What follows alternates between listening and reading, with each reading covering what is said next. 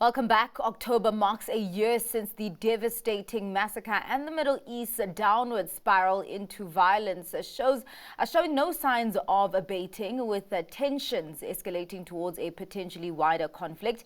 And joining me to assess the current situation and its market implications is Chief Economist at Citadel, Maarten Ackerman. Thank you so much for your time, Maarten.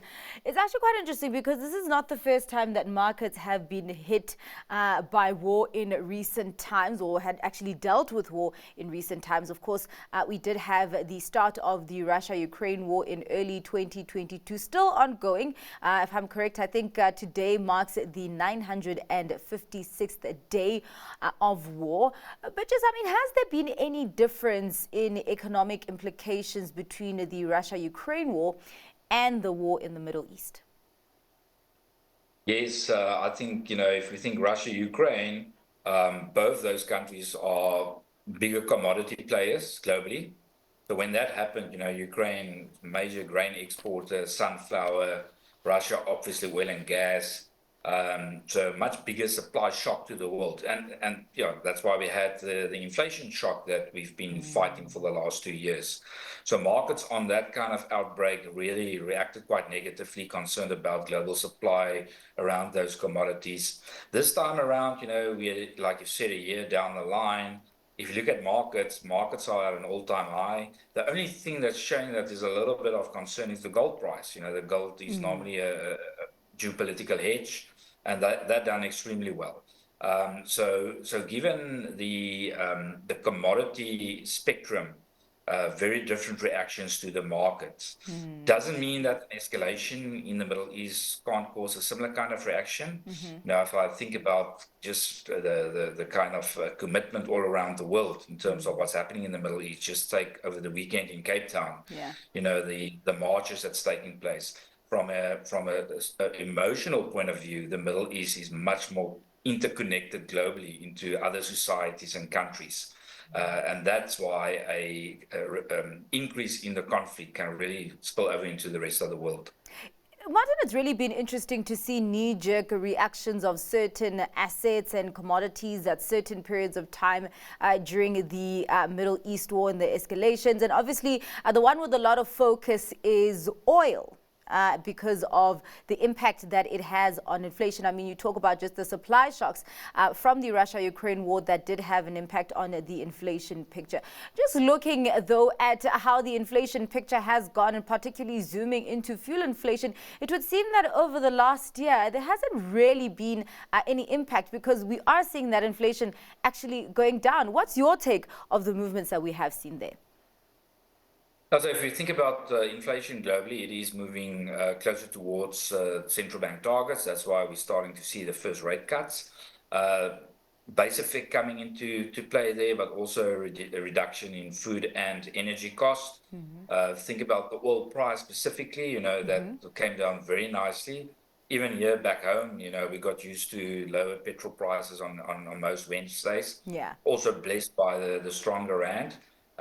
But again, last week, some sniff in the oil market that things are not where it should be given the Middle East conflict, and the oil price increased on that.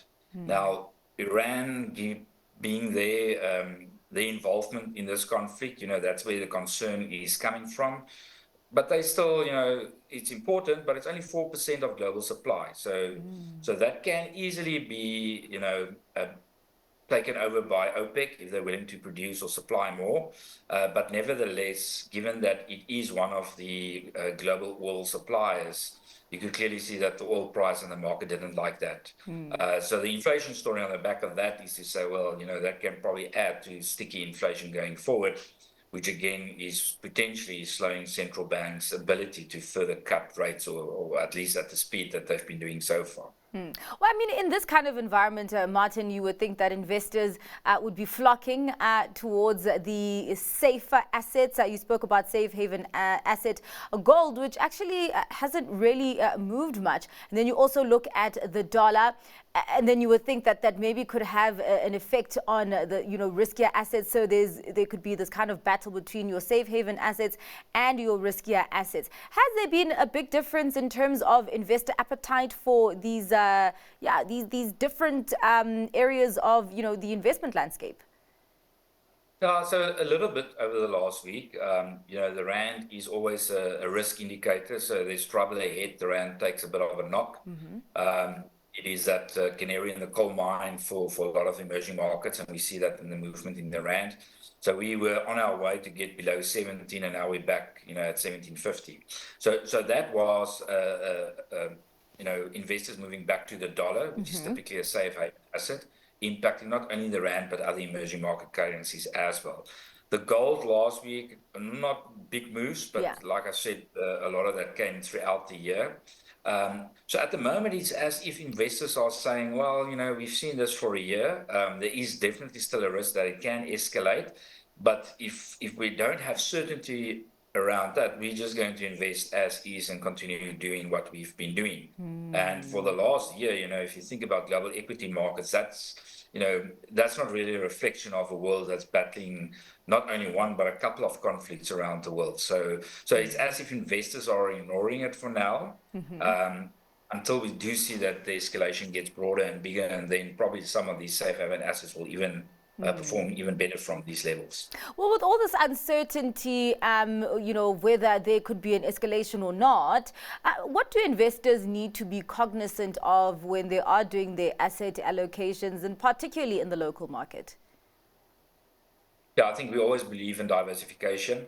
So, big gold, again, as an example, 3% plus return is rock solid. But you can't have all your eggs in one basket. So especially in a world like this, where there is a lot of uncertainty, the conflict can get broader. We're waiting for the 5th of November US election outcome.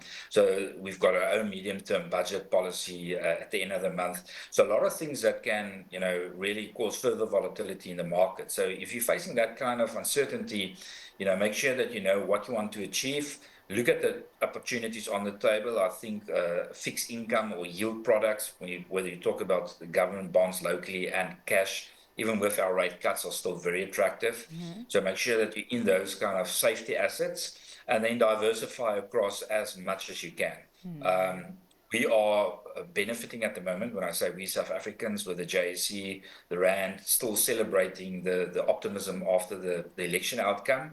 And we need to keep in mind that, that the after party won't last until we see improvement on the ground, which is in the pipeline. But also, there's more conflict or risk rather globally that's going to act as a headwind. So that's why, make sure that you diversify in line with the strategy that you would like to achieve over the longer term.